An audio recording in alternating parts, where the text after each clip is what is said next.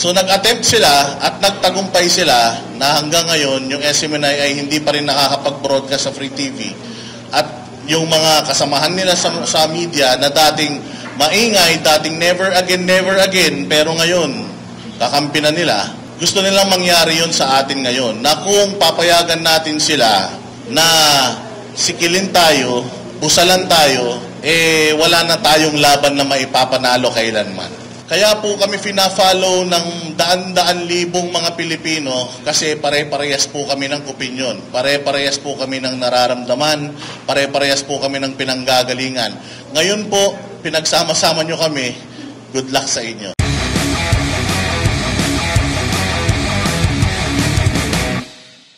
Kung kayo uwi sa mga bahay nyo, magtanim kayo ng kamote, mamatay kayo bukas, wala kaming pakialam.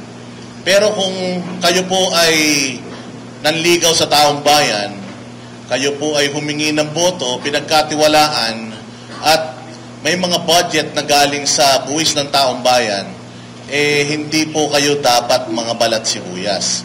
Lalong-lalo na kung sinisita po kayo dahil sa mga nakikita nilang pagkakamali ninyo sa mga ginagawa ninyo sa pagtatrabaho. Yang Quadcom na yan, kung ayaw po ninyo na masitayan, ipribado po ninyo, wag nyong i-public para hindi namin nakikita at nalalaman kung anong mga nangyayari dyan. Nakikita natin sa ilang hearing ba naman, pati ba naman itsura ni Colonel Grijaldo, ginamit nyo pang parang mas mukha siyang kriminal kaysa sa inyo. Hindi naman po yata tama yan. Just kanina, nakita po natin, narinig natin na ngayon ko lang nalaman ang namo ay hindi po pala mura. Oo, kasi natawag si si Joey ng namo ng Pastor Pamandin o Bishop Pamandin. Pero hindi daw siya mura. Hindi daw mura, naman daw ibig sabihin namo. Kaya namo ka, since di naman mura yan, namo ka. Anyways, Hindi naman mura yun. Sabi niya, hindi mura yun. So, wag siya dapat magagalit doon. Namukha, no? So, yan. Nangyari na po kasi itong problema sa atin, ano? Hanggat hindi nangyayari sa atin, hindi tayo umiimik. Nagsimula po silang nag-attempt na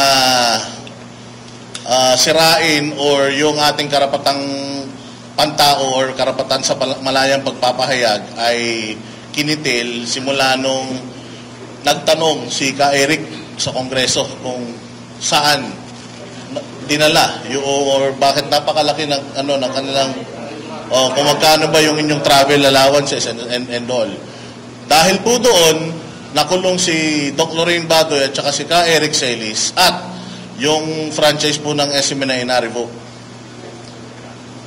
Matinding chilling effect na ang naidulot noon. Bakit? Napansin nyo ba lahat ng mga mainstream media ngayon na nagbabalita ng pangit tungkol sa gobyerno natin? Wala. Yun yung chilling effect noon. Hindi nila tayo kayang patahimikin kasi wala tayong prangkisa na kaya nilang gamitin na na remote control para pahinain yung mga boses natin. Kaya ganito nila tayo dadalhin. So nag-attempt sila at nagtagumpay sila na hanggang ngayon yung SMNI ay hindi pa rin nakakapag-broadcast sa Free TV. At yung mga kasamahan nila sa media na dating maingay, dating never again, pero ngayon kakampi na nila, gusto nilang mangyari yun sa atin ngayon. Na kung papayagan natin sila na sikilin tayo, busalan tayo, wala na tayong laban na maipapanalo kailanman. Malapit na po ang eleksyon, gusto nila tayong patahimikin, gusto nilang impeach si VP Sara, gusto nila tayong patahimikin. Meron tayong issue sa budget, kaya pinagpapaliwanag na po ngayon ng Supreme Court yung mga involved na mga tao dyan sa ating budget na depektibo, kaya gusto nila tayong patahimikin. Nanghihingi tayo ng drug testing, tinatanggihan tayo, hindi daw yun, hindi daw konektado yun sa public office and the public trust. At ayan na nga, yung fake news na 20 pesos na bigas, yung hindi pumapas, walang barel sa KOJC, nanggaling po tayo dyan. Actually, yan nga yung isa sa hinihingi natin eh. Napakaraming paglabag sa karapatang pangtao dyan sa 16-day na pananatili nila dyan sa compound ng KOJC. Pero hanggang ngayon, wala tayong narinig na statement tungkol sa kanila.